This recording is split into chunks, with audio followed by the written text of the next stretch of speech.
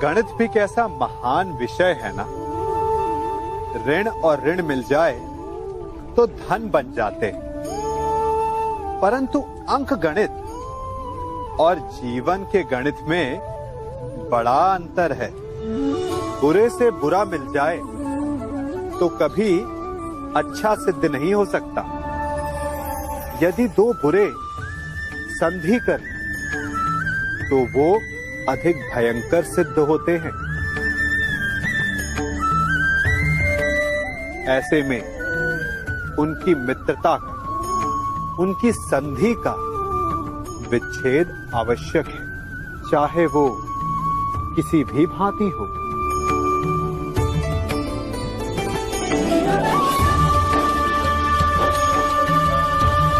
यदि खूंटा धरती में फंस जाए तो सदा खूंटे पर प्रहार नहीं करते, कभी कभी धरती को भी खोदना पड़ता है।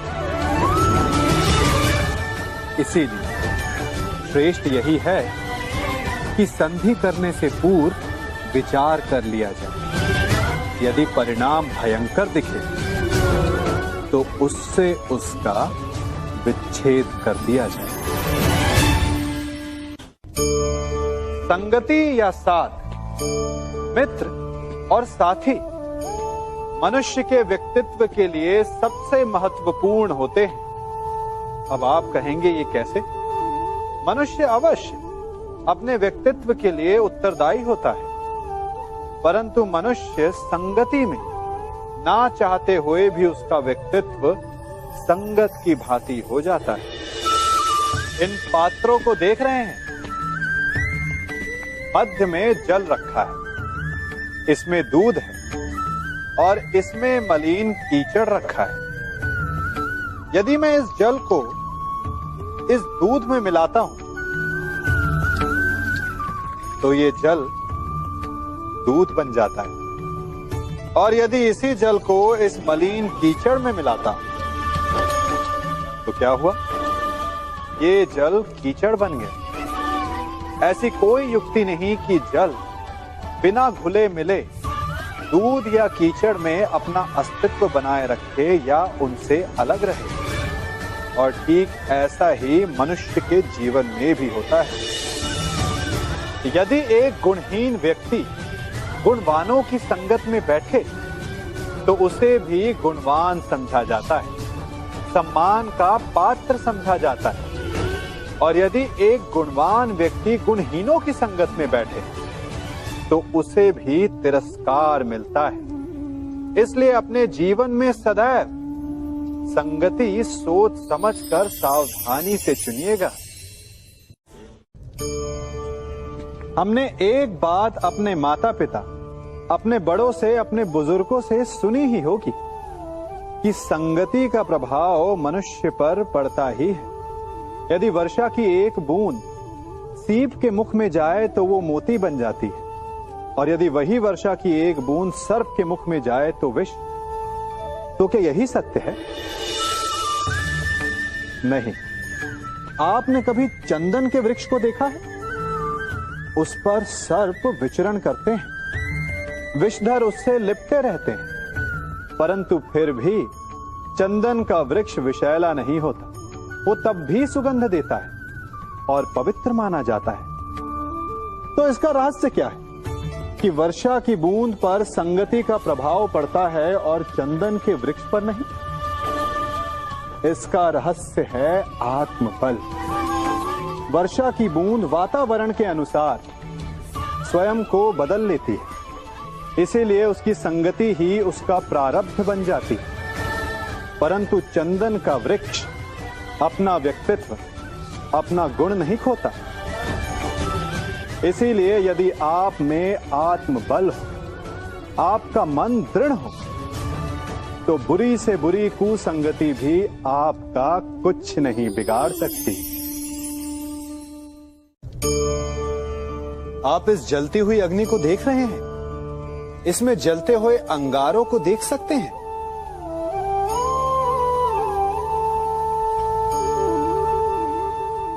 बड़ा गर्म है, हाथ भी जला सकता है, परंतु जब ये ठंडा हो जाता है तो आप इसे हाथ में पकड़ सकते हैं।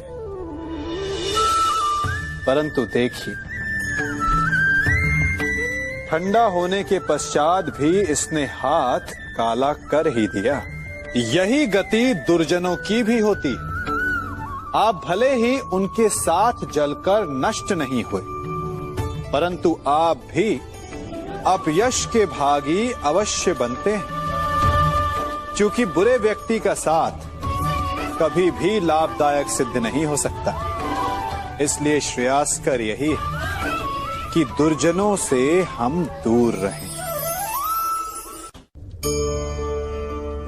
इन भिन्न भिन्न प्रकार के पात्रों को देख रहे हैं आप।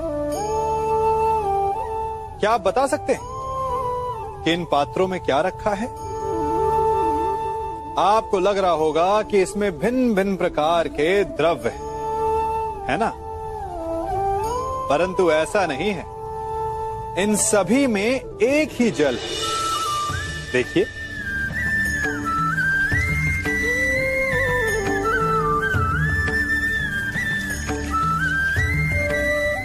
परंतु ये भिन्न भिन्न लगते हैं, क्योंकि जिसमें ये जल रखा है उसके रंग को परिभाषित करता है। अब यूं समझिए कि इस पात्र में रखा जल हम हैं, और ये पात्र वो संगति है जिसमें हम रहते हैं। हमारी संगति के गुण धर्म हमें, हमारे व्यक्तित्व को, हमारे संप्रेषण को बहुत प्रभावित करते हैं। इसलिए अपनी संगति पर जिनके साथ रह रहे हैं उन्हें चुनने में सावधानी बरतें, क्योंकि जल को अपना पात्र चुनने का अधिकार नहीं है, किंतु हमें अपनी संगति चुनने का अधिकार अवश्य है। स्वर्ण सज्जन पुरुष और परोपकारी मनुष्यों की गति एक समान होती है। यदि स्वर्ण टूट जाए तो उसे गर्म करो, ताप दो, पिघल कर वो फिर से जुड़ जाता है। ठीक उसी प्रकार मतभेद होने के पश्चात भी एक सज्जन पुरुष और महान पुरुष फिर से मित्र बन जाते हैं। परंतु दुर्जन दुष्ट माटी से बने लोग उस पके हुए मटके के समान होते हैं कि जिनमें यदि एक बार दरार आ जाए तो वो स्वयं ही स्वयं का सर्वनाश कर लेते हैं। इसलिए मित्रता केवल सज्जनों से ही करें, ताकि मतभेद ना हो। दुष्टों का समूह अपना नाश स्वयं ही कर लेता है। यदि कोयले की खान में जाओ तो चाहे जितनी भी सावधानी बरतो, अपने वस्त्रों पर कालिख लग ही जाती है। इसलिए दुष्ट मित्रों से सावधान। सज्जन शत्रु प्रत्येक परिस्थिति में श्रेष्ठ है। मनुष्य भी बड़ा विचित्र प्राणी है। अपनों से नीचे के स्तर के लोगों को वो हे दृष्टि से देखता है, उनका उपहास उड़ाता है, उनसे बार बार कहता है कि तुम्हारा कुछ नहीं हो सकता, तुम भविष्य में कुछ नहीं कर पाओगे। जब मनुष्य के पास धन संपत्ति मान होता है तो वो दूसरों का आदर नहीं करता, परंतु वो एक बात भूल जाता है कि उससे भी अधिक शक्तिशाली कोई अस्तित्व में है, और वो है समय। काल काल अपना चक्र कब बदलेगा ये कोई नहीं जानता। समय अपनी करवट कब लेगा ये कोई नहीं जानता। कोयला भी समय के साथ साथ हीरे में परिवर्तित हो जाता है। इसलिए जीवन में कभी भी किसी का भी उपहास नहीं उड़ाना चाहिए।